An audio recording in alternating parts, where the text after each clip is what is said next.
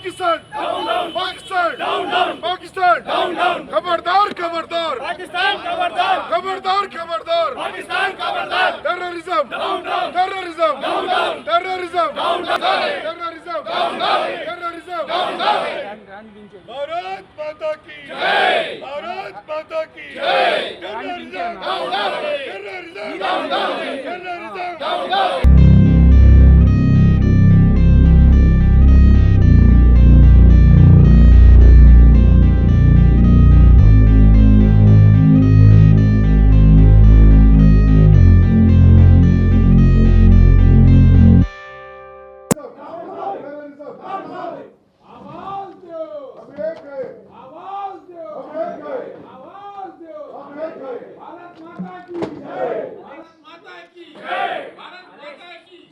జరిగింది చాలా దారుణమైన విషయం.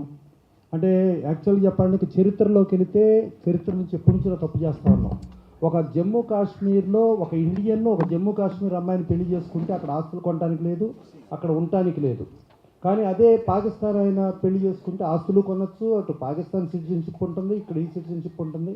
దీనిలో ఆ 370 దాన్ని రద్దు చేసిన మోడీ గారికి, అమిత్ షా గారికి ప్రప్రథమంగా కృతజ్ఞతలు తెలియజేస్తూ, ఇవాళ ఈ సిస్టమ్ జరిగింది అని అంటే చాలా తీవ్రంగా పరిగణించాలి. ఈ ఉగ్రవాదం నిర్మూలించడానికి ఎనీ ఎక్స్టెండ్ అంటే అవసరమైతే యుద్ధంకైనా వెళ్ళి, ఇప్పుడు మనం చూస్తున్నాం చాలా చోట్ల చాలా యుద్ధాలు జరుగుతున్నాయి, ఉక్రెయిన్ యుద్ధం కానీ ఇంకో యుద్ధం కానీ జరుగుతున్నాయి. ఇలాంటిది నిర్మూలించాలి. ఒక సామాన్యులు పాపం టూరిస్టులు వెళ్ళిన వాళ్ళు అభంశవం తెలియని వాళ్ళని అమాయకుల్ని వాళ్ళని బట్టలెప్పదీసి క్రూరంగా వాళ్ళని చంపటం అనేది మాత్రం అసలు మామూలు విషయం కాదు. ఇది చాలా జాతి మొత్తం కూడా తీవ్రంగా ఖండించి తీవ్రంగా ఇచ్చారు. దీని మీద చర్యలు తీసుకున్న కేంద్ర ప్రభుత్వానికి, అలాగే మన తెలంగాణ ముఖ్యమంత్రి రేవంత్ రెడ్డి గారు కూడా చాలా తీవ్రంగా స్పందించారు. అట్లాగే ఆంధ్రప్రదేశ్ ముఖ్యమంత్రి నారా చంద్రబాబు నాయుడు గారు, అసలు ఎంటైర్ భారతదేశంలో ప్రతి ఒక్కళ్ళు కూడా దీన్ని తీవ్రంగా ఖండించి తీవ్రమైన చర్యలు తీసుకోవాలనే దగ్గర అందరూ ఒక నిబద్ధత ఉన్నారు. అదే నిబద్ధతకి వాళ్ళందరికీ మద్దతుగా మనమందరం, మన తెలుగు ఫిల్మ్ ఇండస్ట్రీ కాదు, మన పౌరులుగా ముందు మనం ముఖ్యం కాబట్టి మన భారతీయులంగా మనం భారతీయ హక్కు ప్రకారం డెఫినెట్గా దీన్ని నిర్మూలించి దీన్ని ఒక సక్రమైన పందాలను నడిపించాలని కోరుకుంటూ థ్యాంక్ యూ. యువకులు కూడా వాళ్ళు కూడా ప్రాణం చేసిన పరిస్థితి జరిగింది.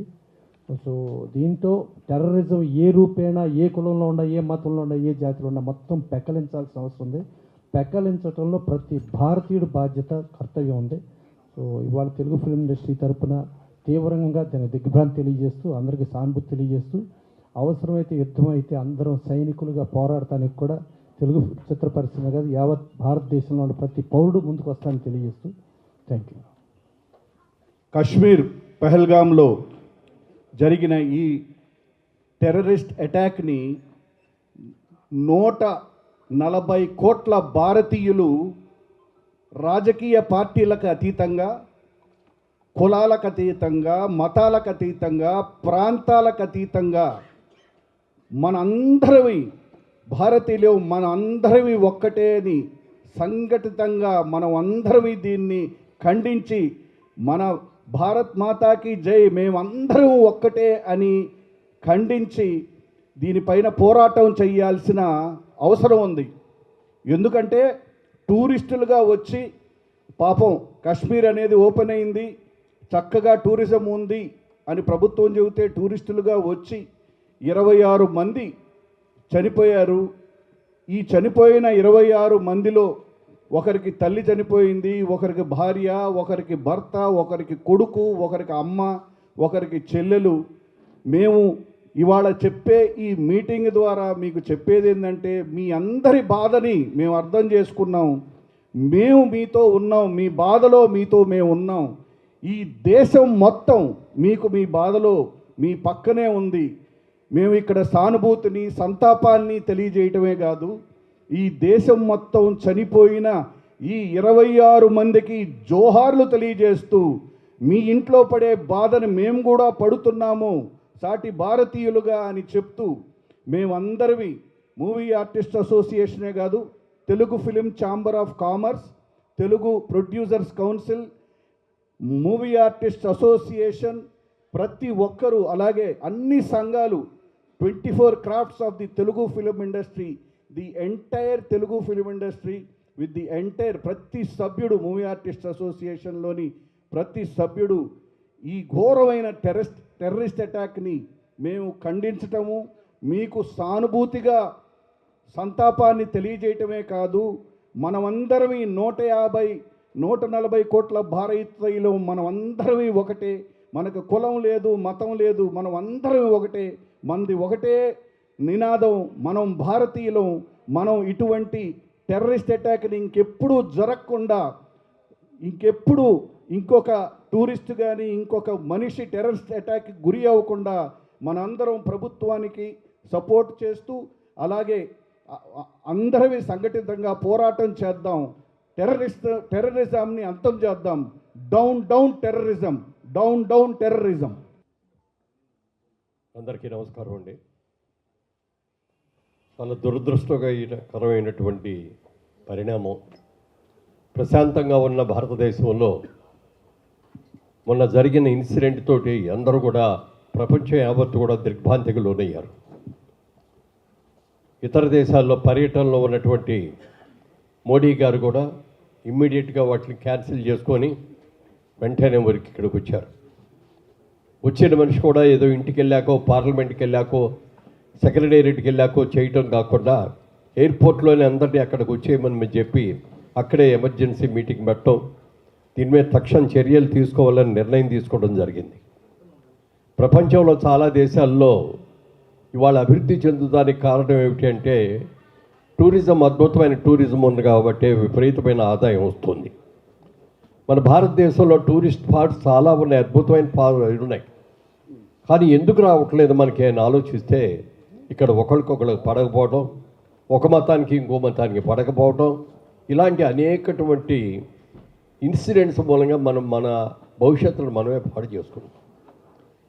కాశ్మీర్ గొడవలన్నీ అయిపోయినాయి, మళ్ళీ బీజేపీ గవర్నమెంట్ వచ్చింది అని అందరూ కూడా కామ్గా క్వైట్గా ఉన్న తర్వాత మొన్న జరిగిన ఇన్సిడెంట్ మాత్రం భయంకరమైన ఇన్సిడెంట్. అన్యం పుణ్యరిగిన వాళ్ళు ఏదో సమ్మర్ వచ్చింది, కాశ్మీర్ వెళ్దాం, అక్కడికి వెళ్ళి పిల్లల్ని పెద్దలు అందరు కలిసి వెళ్దాం, అక్కడ ప్రశాంతంగా గడుపుదాం అని చెప్పి వెళ్ళిన వాళ్ళందరూ కూడా ఘోరమైనటువంటి సాగుని ఎదురు చూడాల్సి వచ్చింది. కొన్ని కథలు వింటే ఎంత బాధ అనిపించిందో లేదు. పెళ్లి చేసుకొని హనీమూన్కి వెళ్దామని వెళ్ళిన వాళ్ళలో భర్త చనిపోయి భార్య అక్కడే ఏడుస్తూ కూర్చుంటే ఎంత హృదయ ఉదారికంగా అనిపించిందో చెప్పడానికి వెళ్ళలేదు. బిడ్డలను పోగొట్టుకున్న తల్లులు కానీ, తల్లులు పోగొట్టుకున్న పెద్దలు కానీ అక్కడికి వాళ్ళందరూ వచ్చేస్తున్నారు, ఎక్కడ కాల్ చేస్తారు అని చెప్పి ఉరుకుల పరుగుల మీద పరిగెత్తే లేడీస్, ముఖ్యంగా మహిళలు పరిగెత్తలేక ఎన్ని ఇబ్బందులు పడ్డారో చెప్పడానికి లేదు. అక్కడ ఒక చోట ఒక భర్త భార్యకి తెప్పించి వెంటనే అక్కడ వాటర్ బాటిల్లో నీళ్ళు ఉన్నాయి, మొహం కడిగేసుకో, బొట్టు చెరిపేసుకో, నువ్వు బొట్టు చెరుసుకోకపోతే నువ్వు హిందూ అని అనుకుంటా, నేను కాల్ చేస్తారు అని చెప్పి. అంటే ఏ హిందూ స్త్రీ కూడా భర్త బతికుండగా, భర్త పక్క ఉండగా బొట్టు చెరిపేసుకోవటం అనేది ఎవరు చేయరు. కానీ ఆ రోజున పరిస్థితులు తప్పనిసరి పరిస్థితి. అందుకని ఆవిడ కూడా బొట్టు చెరిపేసుకొని ఉరుకులు పరుగులు మీద ఎంత దూరం పరిగెత్తారో, ఎక్కడికి వెళ్ళారో. కొంతమంది మాత్రం బతుకు జీవుడు అనుకుంటూ బయటికి రాగలిగారు. అమాయకులు కొంతమంది, రాలేని వాళ్ళు కొంతమంది అక్కడ చనిపోయారు. కేవలం ఒక 5, 6, 8 మందో మనుషులు కలిపి ఇంత గొడవ చేశారు, ఇంతమందిని చంపేశారు అంటే దీని వెనక ఎంత వాళ్ళు హోంవర్క్ చేసి ఉంటారు. ఇలాంటివన్నీ చేయటం మూలంగా దేశంలో మనకి ఎన్ని ఇబ్బందులు వస్తున్నాయి. మన టెర్రరిజం మూలంగా మన టూరిజం అంతా కూడా ఇదైపోయింది. ఈ సంవత్సరం కాశ్మీర్ చాలా ఎక్కువ మంది వెళ్ళారు, వెళ్ళారు, వాళ్ళు వచ్చిన వాళ్ళు వచ్చారు. రాబోయే రోజుల్లో వెళ్ళటం కోసం హోటల్స్ బుక్ చేసుకున్నారు, అన్నీ బుక్ చేసుకున్నారు. వాళ్ళు కంప్లీట్గా స్టాండ్ స్టిల్ అయిపోయింది. అన్ని బుకింగ్లు క్యాన్సిల్ అయిపోయినాయి, ఫ్లైట్స్ క్యాన్సిల్ అయిపోయినాయి, హోటల్ బుకింగ్స్ క్యాన్సిల్ అయిపోయినాయి, ట్రాన్స్పోర్ట్ వెహికల్స్ అన్నీ కూడా వాటి బుకింగ్లు క్యాన్సిల్ అయిపోయింది.